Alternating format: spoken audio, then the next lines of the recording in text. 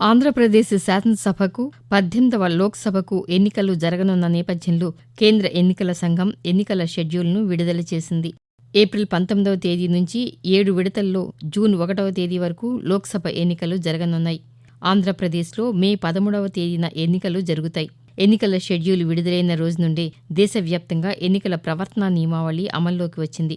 ప్రస్తుత ఎన్నికల కోసం మార్చి 16వ తేదీ నుండి అమల్లోకి వచ్చిన ఈ ఎన్నికల ప్రవర్తనా నియమావళి మోడల్ కోడ్ ఆఫ్ కాండక్ట్ దేశవ్యాప్తంగా జూన్ 6వ తేదీ వరకు అమల్లో ఉంటుంది. స్వేచ్ఛాయుతంగా, నిష్పక్షపాతంగా ఎన్నికలు నిర్వహించడానికి వీలుగా ఎన్నికల సంఘం రాజ్యాంగం ద్వారా తనకు లభించిన అధికారంతో ఈ ఎన్నికల ప్రవర్తనా నియమావళిని అమలు జరుపుతోంది. ఈ నియమావళిని ప్రభుత్వాల అధికారులు, రాజకీయ పార్టీలు, అభ్యర్థులు, సాధారణ ప్రజానీకం తప్పనిసరిగా పాటించవలసి ఉంటుంది. అన్ని రాజకీయ పక్షాలు, అభ్యర్థులకు ఎన్నికలలో సమాన విజయావకాశాలు ఉండాలన్న ఉద్దేశంతో కేంద్ర ఎన్నికల సంఘం ఈ ఎన్నికల ప్రవర్తనా నియమావళిని రూపొందించింది.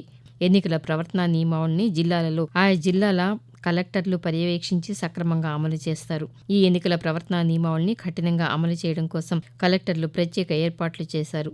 అన్ని ప్రాంతాలలో తనిఖీల కోసం ప్రత్యేక బృందాలను నియమించారు. ప్రవర్తనా నియమావళి కింద ఎవరెవరు ఏమి చేయవచ్చు, ఏమి చేయకూడదు అన్న అంశాలను కేంద్ర ఎన్నికల సంఘం స్పష్టంగా నిర్వచించింది. నగదు రవాణాపై ఎన్నికల సంఘం అధికారులు సునిశిత నిఘా ఉంచుతారు. ఎవరైనా 50,000 రూపాయల మొత్తం వరకు తీసుకువెళ్లవచ్చు. ఈ పరిమితికి మించి నగదు తీసుకువెళ్తుంటే ప్రశ్నించే అధికారం ఎన్నికల సంఘానికి ఉంటుంది. అంతకు మించిన మొత్తాన్ని తీసుకువెళ్తున్న పక్షంలో రుజువులు చూపించాలి. ఆ మొత్తాన్ని ఎక్కడి నుంచి తీసుకువచ్చింది, ఎక్కడకు తీసుకువెళ్తున్నది అధికారులకు ఆధారాలు చూపించాలి. ఆ విధంగా ఆధారాలను తెలియజేయని పక్షంలో ఆ మొత్తాన్ని అధికారులు స్వాధీనం చేసుకుంటారు. అత్యవసర వైద్య సేవల కోసం కొందరు పెద్ద మొత్తంలో నగదు తీసుకువెళ్లవలసిన అవసరం ఏర్పడుతుంది.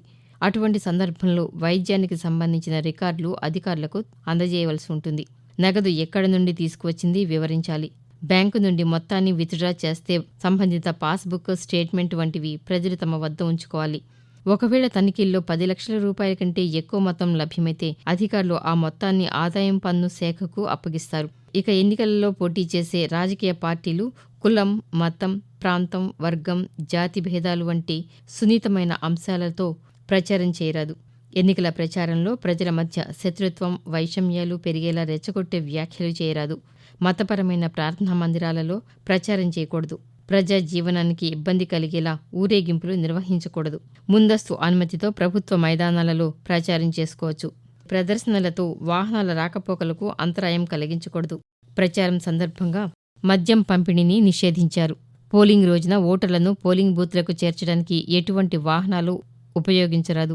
ఎన్నికల ఫలితాలపై సర్వేలు ప్రచురించరాదు. పోలింగ్ స్టేషన్లోకి అభ్యర్థికి, ఎన్నికల ఏజెంటుకు, పోలింగ్ అధికారులకు మాత్రమే అనుమతి ఉంటుంది.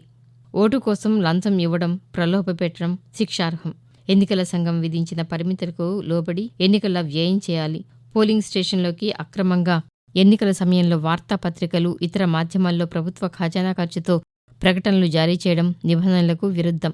రాజకీయ వార్తలను పక్షపాతంగా ప్రచురించడం లేదా ప్రసారం చేయడం, అధికారిక మాధ్యమాలను దుర్వినియోగం చేయడం, అధికార పార్టీకి అనుకూలంగా ప్రచారం చేయడంపై కూడా నిషేధం ఉంది. రాజకీయ పార్టీలు ప్రకటించే ఎన్నికల మేనిఫెస్టోలు రాజ్యాంగంలో ప్రవచించిన ఆదర్శాలకు విరుద్ధంగా ఉండకూడదు. పార్టీలు ఇచ్చే హామీలలో హేతుబద్ధత ఉండాలి. పోలింగ్కు ముందు ఓటర్లను ప్రభావితం చేయకూడదని ఎన్నికల సంఘం స్పష్టం చేస్తోంది. ఈ నిబంధన ప్రకారం పోలింగ్కు 48 గంటల ముందు తమకు ఓటు వేయాలంటూ ప్రచారం నిర్వహించకూడదు. కేంద్రంలో గానీ లేదా రాష్ట్రంలో గానీ అధికారంలో ఉన్న పార్టీ ఎన్నికల ప్రచారంలో తన అధికారాన్ని ఎంతమాత్రం దుర్వినియోగం చేయరాదు.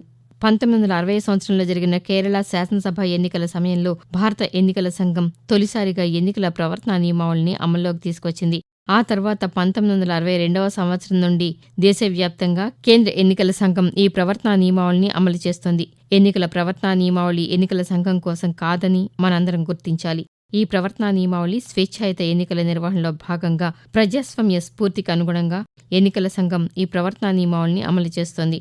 ఇందుకు దేశంలో ప్రతి రాజకీయ పార్టీ, ప్రతి పౌరుడు ఎన్నికల సంఘానికి సహకరించాలి. ఈ ఎన్నికల ప్రవర్తనా నియమావళిని రాజకీయ పార్టీలతో సహా సాధారణ ప్రజానీకం సైతం అవగాహన చేసుకుని సార్వత్రిక ఎన్నికలను సాఫీగా నిర్వహించడానికి సహకరించాలని కేంద్ర ఎన్నికల సంఘం సూచిస్తోంది.